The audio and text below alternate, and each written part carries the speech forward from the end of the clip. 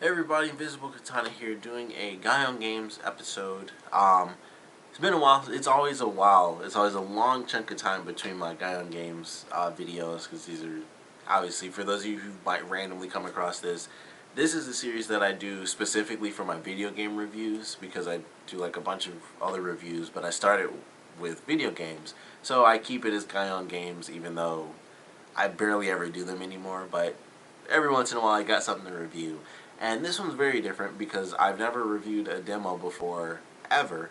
But I recently had the chance to go to the Resident Evil anniversary tour in Ann Arbor. It came by, which is close enough to me. So I got to go there and I got to play Resident Evil 7. I got to play the most recent demo, the Lantern gameplay demo, in PlayStation VR, which was pretty awesome. If you guys want to hear a little bit more about that, I'll put a link in the description to that actual video, and I show off like some of the posters I got and like the pin that I got for the 20th anniversary thing. But just going through that demo, and this is sort of, I guess this is kind of like half about the VR experience and half about the actual gameplay experience. So it's kind of like both experiences kind of coming together for this one review, but it's kind of two different things. So starting off with PSVR, especially with it having recently come out, like I think for a lot of people that got to play at the Resident Evil thing, it was like way before the game was coming out and stuff, or for before PSVR was coming out. And for me, I got to play it almost like right around the time. I think maybe it may have been like a couple days after PSVR came out. Like I got to do it on. I have to actually check the date because I was going to say last Friday, but I have no idea when I'm going to end up uploading this, so I can't just say last Friday because this Friday might be last Friday by the time I upload. But I got to do it last Friday, which was the 14th. So I got to do it October 14th, and I'm not 100% sure when the PlayStation VR came out, but it was like right around that time. I think it was like just a few days before. So I got to experience it, kind of like a lot of people who have a bunch of money, because I don't know if I'll ever be able to play the PSVR ever again unless I get it for Christmas. But going into it, it wasn't my first VR experience. It was the first one I had in quite a few years because the first time I did it was the Oculus. And that was a really simple thing. I was like, oh, look at the solar system and stuff. But that was really good. So I was like, all right, I am curious how this is going to be. It's been a couple years. It's been quite a few years. I think it was like, that was probably 3 years ago when I first did it. It was like it was before even the second version of the project Oculus had come out. So it was really early on when I got to test it out. So I'm like, all right, it's been a huge leap since then. There have been a lot of different versions. We got controllers now, all these different versions of VR. I'm excited to see what it looks like, how it feels, how it plays, all that stuff. And I thought it was pretty good. I thought it was enjoyable. It was very simple. It was just, here you go, put it on. There's a little button like in the front right portion so you can adjust it to the width of your eyes so it's not blurry and it's actually, it actually looks good. It fits right on your head. I think you can adjust it. I saw there was like a button on the back as well, but it fit like right on my head when he put it on when I was playing. So it was like, all right, I don't have to adjust that or even ask for it to be adjusted. I may have needed like a slight adjustment because the one thing that did happen while I was playing, I noticed I was like, oh, it's starting to get a little blurry for me, and it was because it was like sliding down as I was moving, because I'm like looking all over the place trying to see everything up close, and it was like, okay, this is, it's still good, but I was like, all right, I have to adjust this, and when I adjusted it, I was like, okay, it's not that my eyes are messed up, which I was kind of worried about. I was like, oh man, things are a little fuzzy. I hope this isn't my eyesight because I don't wear glasses, and I was freaking out for a little bit. And I was like, oh, I probably just need to adjust it because I started to feel it a little further on my nose. And I was like, oh, I need to adjust this. And as soon as I like pushed the button and pulled it up a little, I was like, oh, it's perfect now, so it's totally fine. I may have just needed a slight adjustment because it seemed like he was still doing that as I played through it still. But PSVR was really cool. It's technically the cheapest option at this point, which is insane because it's still like $600 if you get the whole setup because you need a camera for it, and you don't need the PS Move controllers. But if you want to play like the full VR experience where each hand you can move separately, then you need the Move controllers and all that stuff as well. But you can just get it by itself, and it's still a lot, at $400. But I thought it looked good. I actually like the design. I think it's actually kind of cool with the black, white, and blue. And it's like, that doesn't really matter much. But all the other ones really are just black. Like, they all look exactly the same to me. And I didn't think about that until this PSVR was really coming out. I'm like, they do all look exactly the same to me. They're just all gray and black on the front, and then that's it. And they don't need to look fancy or anything, but it is kind of appealing to actually look at the PSVR. And it's like, oh, that actually does look kind of cool. But I really enjoyed that. I thought, like I said, visually it does look good. I know because I don't have a ton of experience, I couldn't personally talk about how it's like, it's like an A minus compared to the other stuff, which is an A or an A plus. I don't really know. I don't have that much experience with it, but it did look good to me. I did notice, like I said, it could have been the adjustment thing. It could have been that it's not as well done as the other things, and it also could have been the fact that I was playing a really early demo of Resident Evil 7, and so there are a lot of different elements there where it's like, I don't know if this looks this way in VR because of the VR, or if it's because of this version of the demo. And then, of course, that leads me into the demo itself, which was actually pretty fun. I'd already seen the Lantern gameplay because when anything Resident Evil comes out, I'm on top of that junk, and I got to experience that. I think when it first came, I didn't experience it, I guess. I just saw the trailer, and I watched it online. But it was really cool. It was definitely enjoyable, and I talk a lot about this in the, the event thing. But to go into a lot more detail compared to, when I did it then, there was a lot of stuff for you to look at that, much like the older Resident Evil games, was pre-rendered. So this is stuff where, for people that don't know what pre-rendered is, basically it's like, if I'm moving around, if I was in a video game, if I was a character, I'm moving around, but like all this stuff behind me, you can't interact with it. It's just there. It's a staple. It is there, and it's pre-rendered. It's stuck in that very fixed location, and you can like make it look a million times better than the moving character because it's like this is basically a still image, and I'm moving all over the freaking place. So that's pre-rendered, and that's a big thing in the Resident Evil franchise, which is actually why I know the term pre-render, because Resident Evil 1, 2, and 3 did that, where the characters move around. Like if you go back to the original Resident Evil, the characters kind of look like crap compared to the background when you really think about it. Like the background, even though it's not amazing because it was PS1, the background is very smooth, and you can actually see some very interesting amounts of detail in those old backgrounds. But the characters are super blocky and stuff because they move around a lot, but the background is stationary. And that also is helped by the camera angles where you can't see every single thing, and the fixed camera angles also help a lot with that. So, I don't know if everything can be 100% pre-rendered because you can move around it now. It's the free-flowing camera angle, especially in first person. But the details in what they had in this build I thought looked really good. It was mostly a bunch of like broken down TVs and burnt up baby dolls and stuff. But I was like, alright, the graphics look nice. Of course, the character models are like the #1 priority. So of course, the characters in there did look great when they were up close in your face and stuff. And like the really important stuff, just like even in movie trailers, the most important stuff gets like the most work done to it early on. So the character models looked really good, and going through the demo, I really enjoyed it. And like I said, I knew exactly what to do and everything, so I was fine with that. But I was just looking at the environments, and I was like, okay, this looks good. You wouldn't think it matters, but water effects can still be crappy today.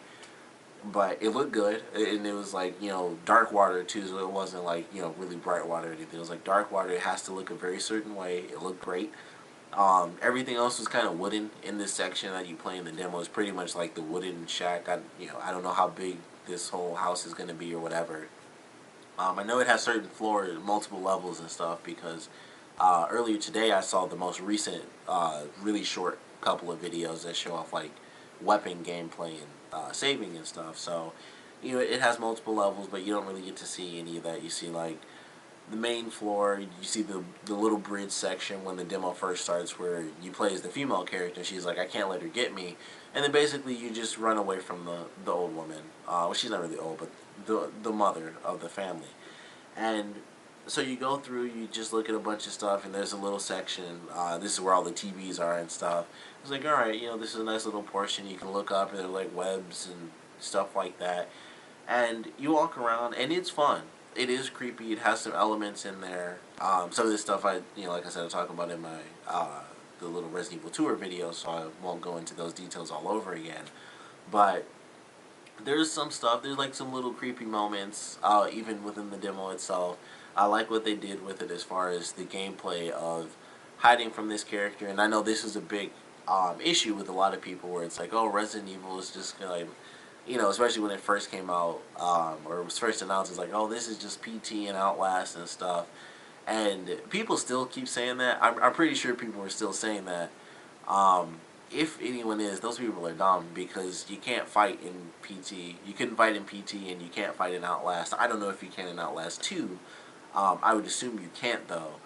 But, like, once the demo came out, which is literally when the game was announced, it was like, no, this is not like PT or Outlast, because you can actually use weapons. So, they don't have that in this specific demo, so it might make people think more of the PT Outlast style of gameplay, because you do just run away in this specific portion. But it was still really fun. It was still enjoyable. Knowing what was going to happen, it made it less creepy, but just the way it played out, like being in it, and especially the VR where you can lean over, and if there's a window, you can lean and actually look into the window, or like pop your head up a little. I was legitimately like looking over, and then I like ducked down, like, oh crap, I don't know, not being super experienced with VR, I didn't know what to guess. I was like, I don't know what they programmed. Like, what is her line of sight with me being in VR? I'm like leaning over. Can she see me now? If I duck down, can she, still see like the top of my head? How does all this play out? So it was a great blending of the technology, where it's like, especially with it being new to me. For some people, they'd be like, okay. And even then, even with every game, you don't know what the people programmed into it. Like, I mean, at some point, we might all be used to it, where it's like, okay, we know that they can't program between like this much space, but this is like an open window. It was like, this much space, and then there's like just an open chunk. I was like, I know I can't go this far over, because my face will just be in the open, but this little slant here, how much of that can she see through? Would it register if I was looking through and she turned around? Would she actually see me like a normal human would, or would I still be hidden? So it was a great blending of the technology there, and just the aspect of this woman searching for me and me not being able to fight back. It was enjoyable. I really liked it. I thought it was cool to look at. I was looking all over the freaking place too. I was like, all right, it's daytime, it's nighttime. I was looking all over trying to figure out the story, like what's over in this place, what's in that place. But it was really fun. It was a fun demo. I'm super excited for this game. Resident Evil is my favorite franchise, but I've played some crappy Resident Evil games, like specifically one, and that's Resident Evil Survivor. If I went back to it now, maybe I wouldn't hate it as much, but when I first played it when I was younger, I was like, what is this? This ain't Resident Evil. This sucks. So I can not like a Resident Evil game. I don't really like Resident Evil 5. Like, I know a lot of people hate 6.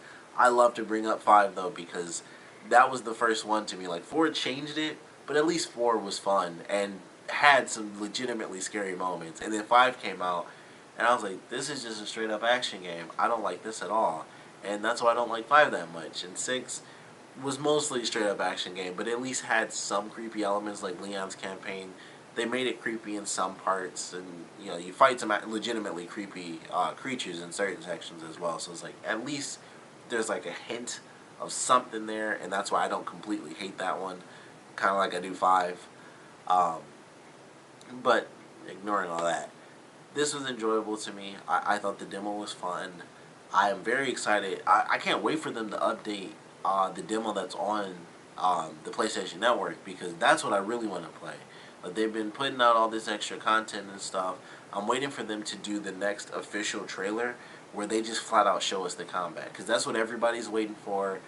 We got like the little bit of stuff in these new videos that came out, and I'm really looking forward to it. But what I got to experience, I thought was really fun. If you haven't played the demo yet, if you have a PlayStation, it is on there now. You don't have to have PlayStation Plus like they had it before. You can go on there check out the demo. I highly recommend it. It is a nice creepy demo if you haven't played it. There are quite a few secrets in there, but it shows a lot of good stuff from the gameplay. It shows off some of the puzzle mechanics with the videotape stuff, which I really loved. And you somewhat get a clue of the combat mechanics, just like a little bit. But that's what I'm waiting for. Like, once they do this final update for the demo, which I'm assuming is going to be like next month, so we'll have like 2 months, to wait for the game. So once that happens, then we'll be getting, hopefully in that final update, we'll be getting some actual combat from the game, because that's like the last thing, is just seeing our characters and or just seeing someone play it and it's just actual combat, because we haven't had that yet. We had a tiny glimpse of it in the last trailer where the father gets out of a burning car and he gets shot like once or twice, and then they cut to something else. It's like, oh man, this is what we freaking need to see, is the combat. So we don't get to see too much of it, but the demo was fun. It had a great ending. The ending of the demo is, I believe, the ending to the very last official trailer, which is when the whole family's sitting at the dinner table. And that's really great, because you get to look at them, and you look at the table, and you can turn around and stuff like that, VR at least. And it was pretty cool. I really enjoyed that, getting to look at the characters and stuff up close, and looking at the girls' dinner table, and seeing them like yell at you and get in your face and call you bastard and all this other stuff. I was like, this is really cool. It's amazing. It was really fun in VR. But I enjoyed it, and like I said, even though I knew what was going to happen, I just had a great time. Even just doing it myself, even if it wasn't VR, I still would have loved that demo. I would have loved playing that demo myself, and actually, not just watching someone go through it and they get the intense feeling of being creeped out. I got to do it myself. It was actually a fun demo. It was fairly intense. There was some stuff, where I kind of messed myself up and I actually creeped myself out because I got busted in one portion. But it was a fun demo. The VR was definitely entertaining. If you guys have, any comments about the Resident Evil demo, whether it's the PlayStation one, or if you got to experience the PSVR one either at the Resident Evil Tour event, or if you were at like PAX or wherever they may have had the PSVR demo at, I would love to know what you guys thought about it, both the VR element of it as well as just the gameplay in general, because at the time, it's new. I think anyone who's interested in the game by now has already seen the Lantern gameplay demo. But like I said, I still enjoy getting to play it myself. I knew exactly what to do the whole way through, because I watched the video like twice. So I'm like, alright, what's this, what's that? And I was looking at everything just like when I was playing it. But doing it myself, it was still really enjoyable. I was able to creep myself out because I was waiting, and I was like, alright, is she going to follow me here? Is this going to happen? Is that going to happen? So there was a lot to it that was entertaining, and there's little things in there that if you wait around, like one specific portion, something happens that I thought was pretty cool. But definitely enjoyed it myself. I would recommend it if you can somehow get, to the Resident Evil Tour event. Play it in VR. If you're going to get PSVR anyway, then, I'd still recommend it if you're that big of a fan like I am. Like, even if I already had PlayStation VR, I wouldn't wait to play Resident Evil 7. I still would have gone right out and be like, alright, I'm just going to play it now, and I'll play it when the game actually comes out. But, I highly recommend it if you can get your hands on it. Play it, whether it's VR or not. I highly recommend playing the demo. I personally, like I said, I don't have a ton of experience with PSVR, but it was good. Even myself, like right now, I do keep myself current with gaming news and stuff. I know that there's not a lot that I even want for PSVR outside of Resident Evil 7. Like, that's the only unfortunate thing about it. So we just have to wait. Like, it's good, but there's just not much out. It's like, alright, Resident Evil 7's coming out. I know for a fact I want that. I know for a fact I want it in VR. But one game is not worth, even if I just bought the headset, it's not worth the $400 just so I can play that one game in VR. It might be, because it's Resident Evil 7 and like it's my favorite franchise and I'm super biased. So it might be just to do that and really mess myself up and get scared. And I will love it if I got PSVR and I could like have my girlfriend play it. That would be the funniest thing I ever experienced, because she freaks out about everything. and that would probably make me pee on myself if I watched her play Resident Evil 7 in VR. I would love it. But as of now, I can't see myself buying it. If I got it from someone else, I wouldn't hate it. I already told my girlfriend, I was like, I'm just going to throw this out there super early. If you want to get me something, I want PlayStation VR. I doubt she'll get it, but I just had to put it out there that I do want it, and I would love to play. I'd use the crap out of it. If I did get it, I'd play through Resident Evil 7 so many times, it would be worth the 400. But that's my opinion of the demo, as well as my my short experience with the PlayStation VR. If you guys have any comments on your experience with the PlayStation VR, whether it's your only experience with PSVR or VR in general, or especially if you have experience with all the different VR, I guess I can't really call them systems or kits, VR kits out there, or just one versus the PSVR. We'll love to know your thoughts on that. Like I said already, if you guys have any thoughts on the PlayStation Network Resident Evil demo, we'll love to know what you guys thought about that, what you're thinking about the game in general. If you have the chance, play the Lantern demo, especially in VR if you get to go to the event. Win yourself some posters because they have some there. You can go to Resident Evil Tour and see all the stuff they got. But definitely check it out if you have the opportunity to. Please put your comments down in the comment section below. And of course, thank you guys for checking this one out.